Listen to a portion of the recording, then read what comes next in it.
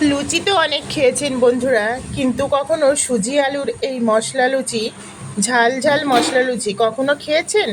একবার খেয়ে দেখুন। আর এই মশলা সুজি আলুর মশলা লুচি আপনারা পেয়ে যাবেন ইউটিউব চ্যানেল নিরামিষ কিচেনে।